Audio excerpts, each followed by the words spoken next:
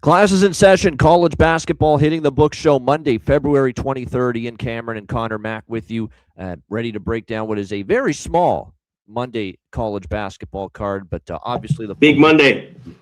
exactly. The two ESPN games is obviously where the focus will be.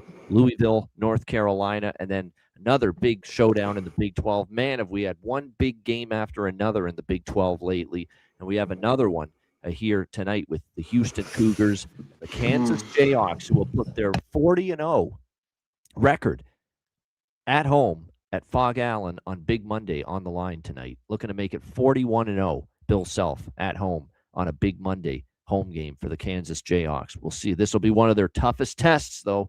A very good Houston team and a Houston team coming off not one, but two losses in a row, which means Houston might be chomping at the bit and ready for a big game tonight. But that will be an exciting one. We'll get to that in just a moment. First, though, we'll start with Louisville and North Carolina. By the way, we are 1 week away from our first conference tournaments. So I can't wait for that. Conference tournaments will begin.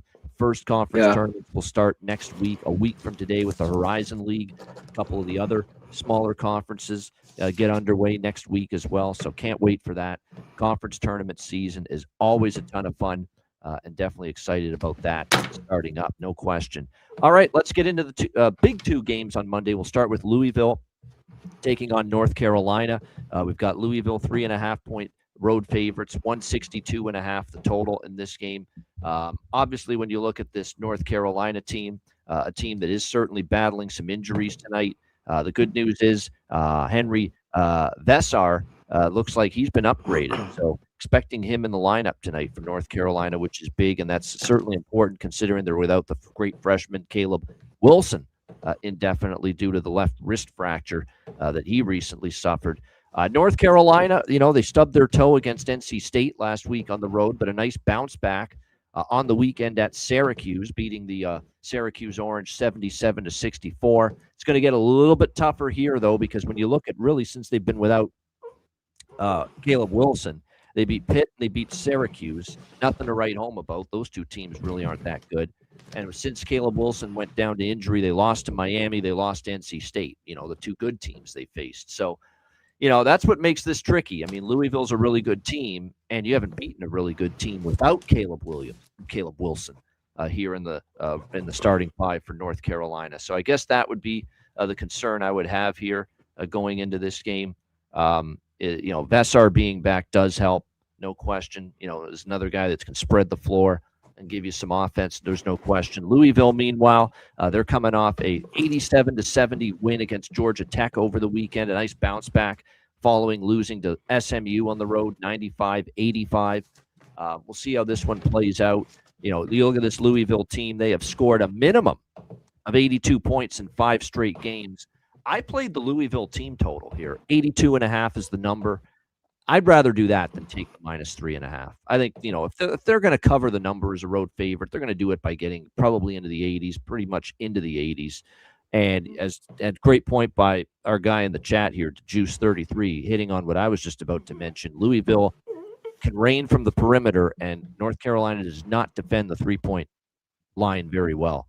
They have really been having some issues at times defending the 3-point shot. A little bit. For the full season, the numbers aren't great. I will say their numbers have been a little bit better as far as 3-point defense of late, but still, it's a matchup that you think Louisville's got a decent chance to explain. I don't know about win the game, though, because this could be a game where Louisville goes over their team total, but they lose 87-85. You know what I mean? I mean, Louisville defensively is still not a team I fully trust. Obviously, when you look at Louisville with the backcourt intact now, with Markel Brown, with Ryan Conwell, with what they can give you to get from McNeely as well, and Javon Hadley and crew. There's certainly a good inside-out balance now on this Louisville team. But at the end of the day, now that the backcourt of Brown and Conwell is healthy, they're going to be able to make shots. North Carolina is going to have to show they can defend the 3, but it's not like Louisville's defense is anything to write home about. There's a Louisville team here. Kelsey's squad has given up 95 on the road to SMU, 80 on the road to Wake. Duke ripped them for 83 when they lost at Cameron Indoor, by a blowout margin. So, like I said, I think North Carolina gets theirs. I like the full game over a little bit too, even though it's a high total, but I really focused in more on the Louisville team total. I think they can get over that 82.5. I just think it'll be harder to match up for UNC defensively with especially their perimeter D against this very solid, sharp-shooting perimeter offense that Louisville has. C-Mac, what do you think here? Obviously a big one here tonight, Louisville, North Carolina.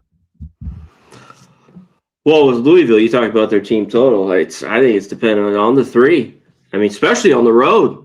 It's been just where they've looked horrible, their ass kicked, or they've looked pretty good, kind of beating the teams they need to beat, like Baylor, some of these games, Wake Forest. So I think that's huge. And we talked about all year. They shoot a ton, top 10, makes almost 12. That's fifth. So this team's going to chuck it from three. The thing is, and this line's moved, if people see North Carolina there being bet, the line's gone the other way. Of course, here, 1.5 up to 3.5 for Louisville. Yeah, the Juice, he played Saturday, had 19 points. I think this was a little bit more. You're going to see the hurt of just Wilson not being in tonight for North Carolina, even them being at home. And, speaking of the game Saturday, Syracuse was just like we had talked about, be back. They're fucking horrible. Yeah. I don't know how much it was North Carolina's defense who went for one of these horrible games they had shooting. The game stays under 3 from 17 from 3, 18%. I mean, 42% from the field, 25 of 59. I think it was a little bit more of that. I just don't want to lay points with Louisville. The threes go down, they win here. And if they get to that, I think the over is a little bit. Not that North Carolina is ripping up and down fast. Looking at this total, I think it could get there because you talked about Louisville's defense a little bit. I was on SMU last week, and they were able to get it done. Gave up 95 points, even though it was a very good spot for SMU after a couple losses. So I lean over in this game. I think we definitely could see some points. They're just going to need good guard play and defense from the guards, from North Carolina. All right. Should be good. And the other matchup certainly should be interesting. Houston and Kansas. You've got Houston, 1.5 2-point road favorites, 2.5 in some spots, 137.5 the consensus total here in this one. I mean, I ain't betting against Houston. That's basically what I know I'm not doing here in this spot. Houston off I will. In a row. I will. Fuck it. Let's go.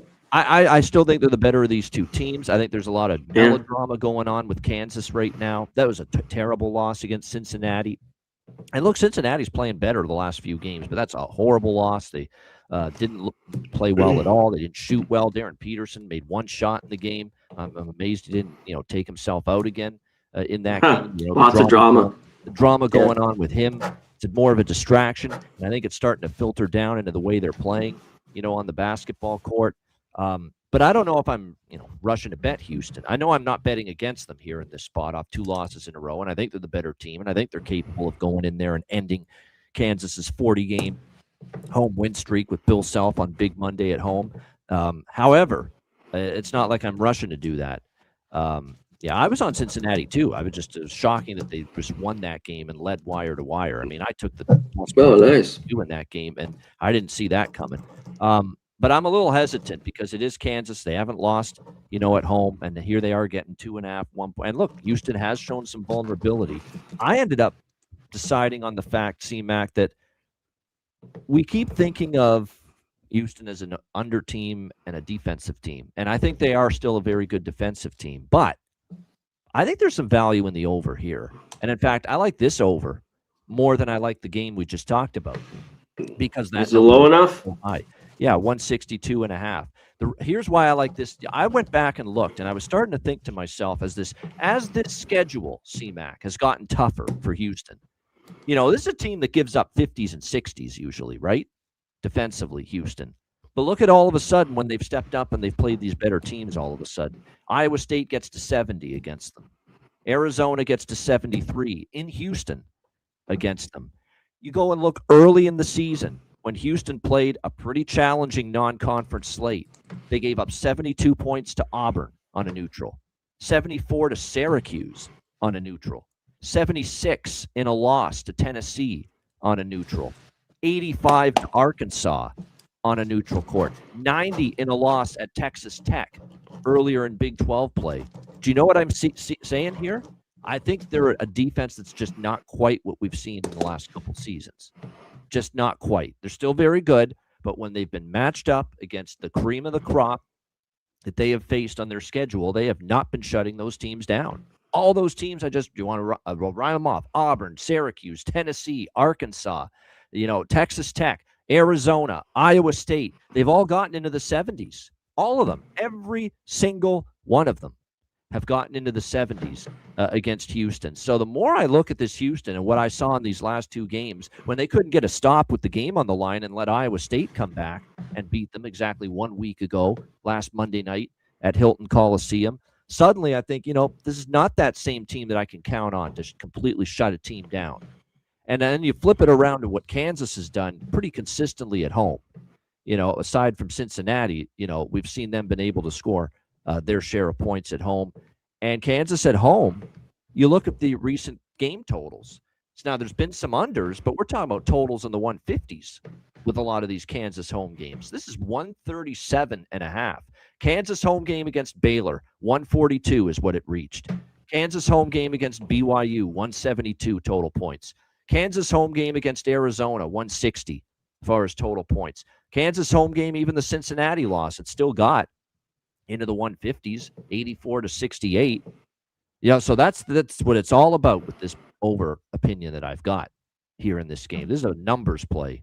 To me, it's just too low, 137.5, considering the noticeable decline in Houston's defending against the best competition they faced. It's not like they've been awful defensively in these games, but for a team that has given up 50s and 60s in points allowed in the majority of their games, and they've given up pretty much 70-plus in every game against a team with a pulse and an offense with a pulse, that to me tells me that a total in the 130s, given this matchup, given this opponent, might just be a little bit too low here in this Houston-Kansas game. So I'm on the over here, 137.5 here in this one. What do you think here?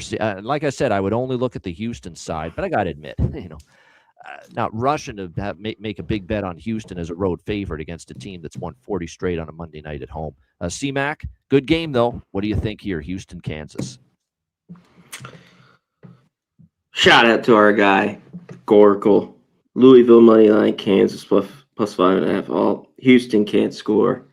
I agree a little bit. We'll hit this to you, Babano. I'll just give my opinion, even though he just wants your Babano. What do you think of the Kings Grizzly over? I would say take Memphis. Memphis team total over. I'm just saying. I know. I'm throwing it to you. He's a member of ours. Chuck down our guy. So it's come down a little bit, their team total. I haven't bet, but I would take Memphis's team total over if I were to do it. But you want to give a little wisdom to your NBA here? I like the over in that game, honestly, in the NBA. Sacramento. Yeah. Like they got to 254 the last time they played. I think Memphis is like 8-1 to the over in their last 9 games. Yeah. I think their team total gets there. Yep. I think they get to 120. Memphis will do most of the scoring. Sacramento will score a bit. Sacramento did score, 120 against San Antonio, believe it or not, in their last game. So, yeah, I think that's an over. I agree with that. Yeah. And the Spurs game should be good. Spurs, Pistons. That's a tough one for me. I got it. That game's real tough. I like both teams right now, the way they're playing. Hard to bet against either one. I agree. Both teams playing. I like Harrison Barnes over points in that game for San Antonio, just because he's gone over in it like 6 straight games or something. Harrison Barnes, San Antonio, off the bench. He's been playing. You know the number with that? It's not that expensive. It's let me just see. I just I had to posted all my NBA stuff to Dub Club. Let me see. 7.5. 7.5 is the point. 7.5. There we go. Yeah. Few NBA games. Touch on it. Got a shout out to the members who asked all the questions for sure. So appreciate it. Shout out to Gorky. Shout out to the Goracle. Thank you for the dono. $2. Louisville. Okay, dude. Shout out to the Gorky. Love that guy. Appreciate you, my man, with the dono and all the members. Thanks. All right, I'm going to be – you talk about Gorky on it. Houston can't score. I think they've struggled because we've seen it in conference play. It just doesn't get easy. You talked about their defense a little bit. This total's right here. So we get over money. total's too low. 135.5, 136 opens. It goes up to 138.5. Basically stayed there. It's come down a little bit, 137.5. I think it's right there here with the total. Maybe it's low enough, like you're talking about. Well, plus we could get some fouls late, like the Arizona-Houston game over the weekend. Yeah. That pushed it, closer to the 140. Yep. So I just had Arizona's future with a little bit on them plus 5.5. I wanted the under, just stays under, but that's 141. You keep talking about we're betting numbers here. I'll say this right now. Same thing. If this game's a 141 total, I'm probably not betting the over. I'm just going to put it like it is. Yeah. Bet it at 141. Well, remember Iowa State game. We talked about that. Goes from 134.5 open to what? Basically 138. Or it closed 137. But if you got in there, that game slipped over. 76. Well, that was a weird one. That one was way overpaced. It was an overpaced. It slows down. That second half. It really slowed down late when Iowa State. Yeah. Yep. Yeah, that was a 83-point first half, I remember. 43-40 in that game. So, yeah, we should see. I think Kansas, just awful home loss from them. There is problems with Peterson in that we've gone over that and what his whole deal is. Bill Self basically saying he's got to play. I mean, I think they might be better as a team with him out, but he's so talented. I mean, at this point, who knows? I'm banging on them here at home. I know a lot of people, the Juice just put it, can Houston lose 3 straight? Yeah, why not? Is this Houston team that good? We talked about Fleming the other day. I talked about him. They need maybe a little bit more from him. I thought he's been really good all year. He had 17, just 1 of 4 from 3. But, of course, Sharp, all the rest of the guys got to be big. Yeah, it's the ultimate what gives a little bit in this game. So I think it's Kansas here. I got 2.5 plus 2.5 minus 110. I talk about it a bunch. We'll get into the rest of these small games. We'll hit up Ben on the questions because we don't have a lot today. We're talking in the back. I've gotten hooked a bunch the last 2 days, where I hadn't since I was telling about it. The last day I remembered it, December 29th, the crazy 3 the guy hit for Indiana State. And I hadn't really had anything. 2.5, almost 3 months.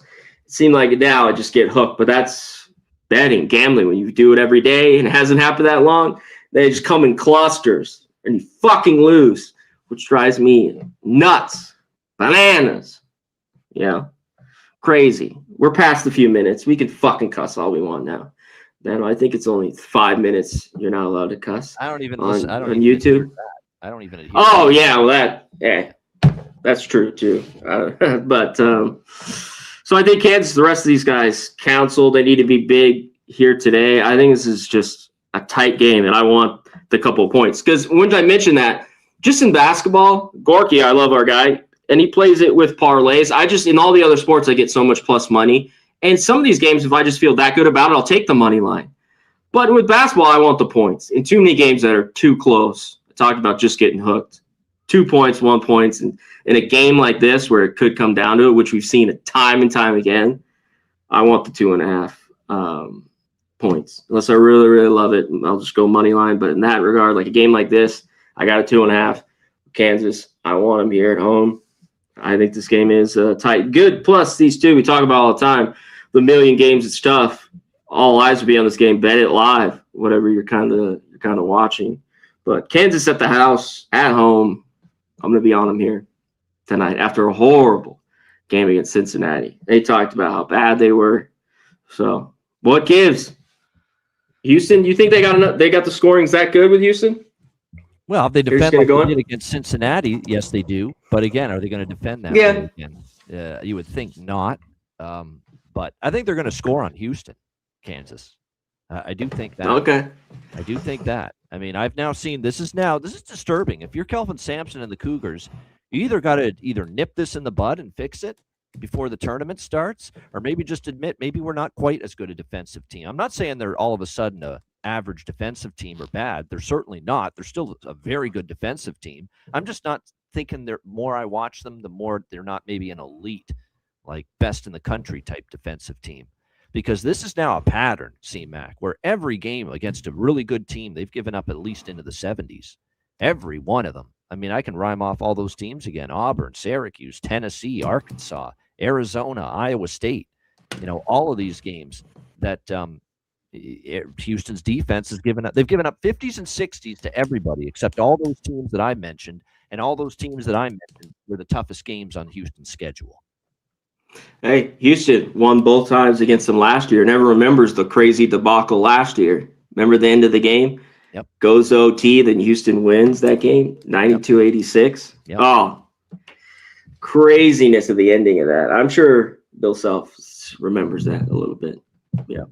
Yeah, here it is again. 72 to Auburn, 74 to Syracuse, 76 to Tennessee, 85 to Arkansas, 90 to Texas Tech, 70 to Iowa State, 73 to Arizona. So there you go. That's that list of the, and those are all teams. Most of them are going to be in the tournament that I just mentioned, except for Syracuse. Syracuse ain't going to make it right now. Not after that loss. They're out. Yeah. I think Auburn's still going to get in, but boy, they're making it very, very. They're getting closer and closer to that bubble with what they've done lately, Auburn. But everybody except Syracuse on that list of teams that Houston's faced, where they've given up 70+ points, they're going to be NCAA tournament teams.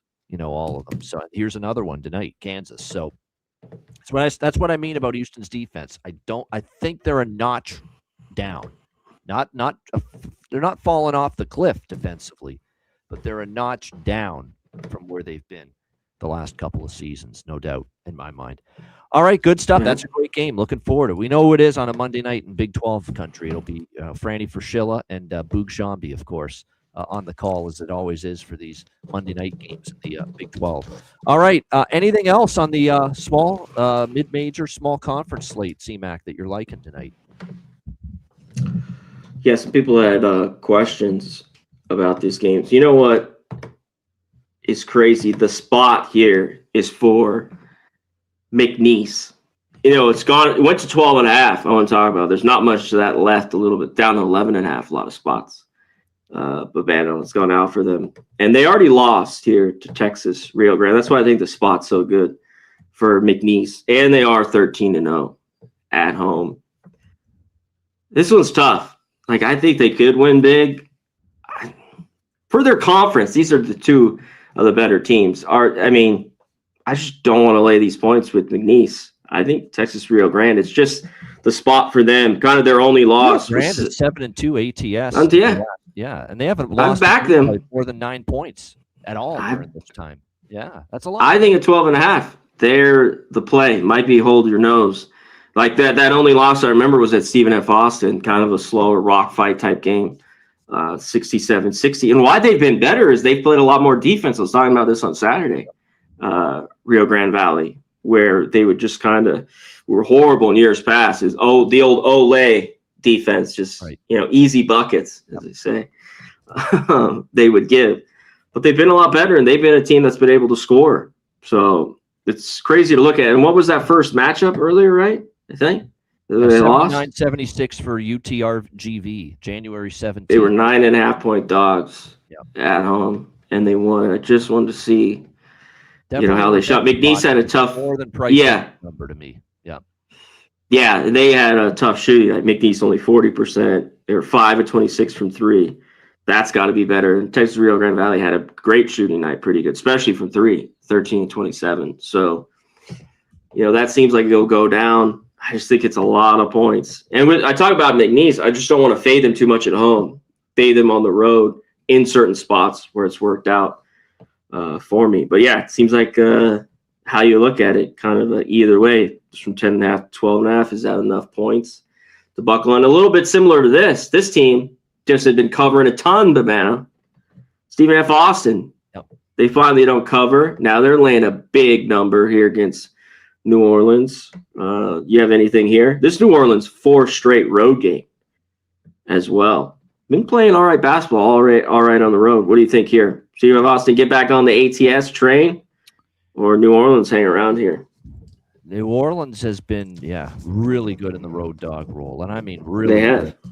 And revenge too for losing to Stephen F. Austin at New Orleans. Stephen F. Austin beat him 84-79.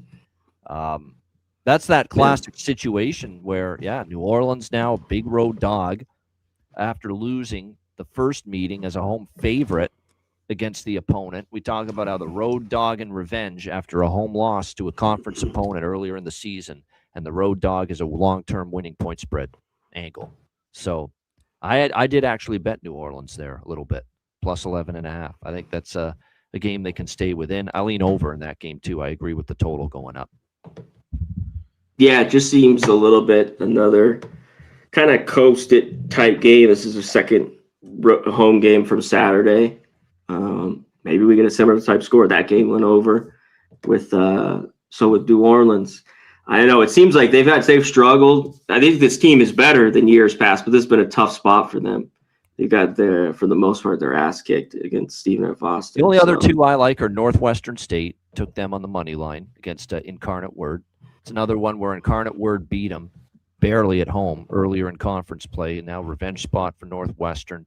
Price is cheap. Yeah, I like it. Minus 130 on the money line with them. And even though it's it looks very shockingly cheap, they've covered, I think, 8 or 9 straight head-to-head versus this opponent. But I'm on as a small road favorite. I took Corpus Christi.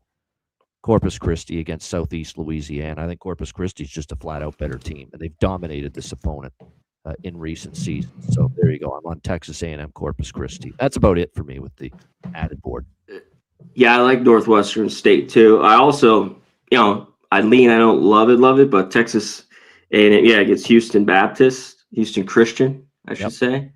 I think that could be a tough spot for them on the road. But it's like right there. Yep. You want to lay more than 2.5 with them or so? Right for me, that one. Yeah, it just was a little bit of stretch, even though I think they can win at home. And I'm on this game. I took it earlier. I want them at home. I believe I wanted to double check. Lamar already won. So this is a little bit of revenge. I think not that Nichols has a great defense. They've struggled against Lamar as well. I think Lamar could maybe win again. Not that I want to lay 3.5 points, but I'm on the under here. Lamar, when they want to play a game like this after the first game over, I'll take it under at 145.5. I thought this total was just 2 or 3 points too high for sure. I know it's come down a little bit here. I want to give up to, there's some more 43.5. So in the last, 2 hours, it's come down a couple points. So we will see. With Lamar at home, I want to slow this game down. We talked about how slow their pace has been and the defense they need to play. So not a great free throw shooting team. Don't shoot a ton. So under Nichols State, Lamar, under 145.5. And that is it for me. Yeah, that's it for me as well. Good stuff. Yeah, no spring training, Nick. Not much, unless there's something that really jumps off the page as far as lineup information. Yeah, I won't be getting involved in spring training. Ready for the regular season, though. I'll be ready to go. No question about it. Looking forward to that. Baseball will be here in a month. Unbelievable. Crazy. Yeah. Yeah. Crazy here in a month. And we will include baseball when we do our members shows, college basketball for, actually, that's the time. And actually, when baseball starts, the NCAA tournament will be winding down. So we will be probably starting to transition to baseball pretty close a little bit, yeah. Gets underway. So, yeah, we're definitely interested in that for sure. Yeah, same with World Baseball Classic. I actually might dabble in that betting-wise, but nothing big, nothing substantial. Yeah, same for me. Small bets. I will be watching it, though. Yeah, I'm looking forward to it. More so I won't go crazy. Playoff round. Yeah. I'm not going to flock the TV set to watch Canada and Havana or something like that. No, but once we get into the elimination round, we get to the really good teams left standing. U.S. and Japan and Dominican and Venezuela and Puerto Rico. Teams like that.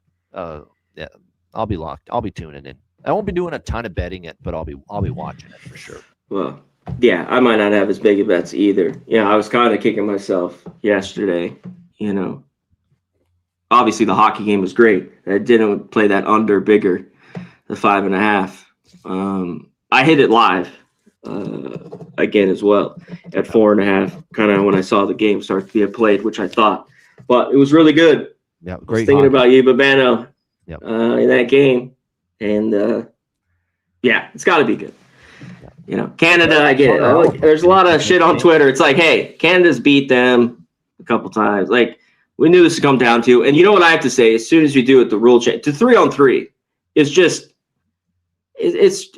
it kills a game. It'll make a game go a winner so quick. You know what I mean? And we saw it there. It's just you're just going to get breakaways on both sides. I know they want a winner. I just think 4-on-4 overtimes. Yep, they don't want. Wouldn't 4-on-4 be better though? I mean, there still will be a winner there, and you still get. I just think 4-on-4 should be better than 3-on-3. I totally agree. My choice would 4-on-4, but again, they want to get over quicker. At the Olympics. The good news is you'll never ever see it, but it be anything but 5-on-5 overtime in the Stanley Cup playoffs, as it always has been. Oh, well, I know. That's what I mean. I just thought 3 was egregious. The 5-on-5 is what I think so, but at least 4-on-4. Like I said, I think the format's terrible, but you can't say, the U.S. won because they went to 3-on-3. That's ridiculous. I heard some people say that. There was chances, but come on, John. I mean, would you have said what you said about complaining about the 3-on-3 overtime after the game yesterday if you had won?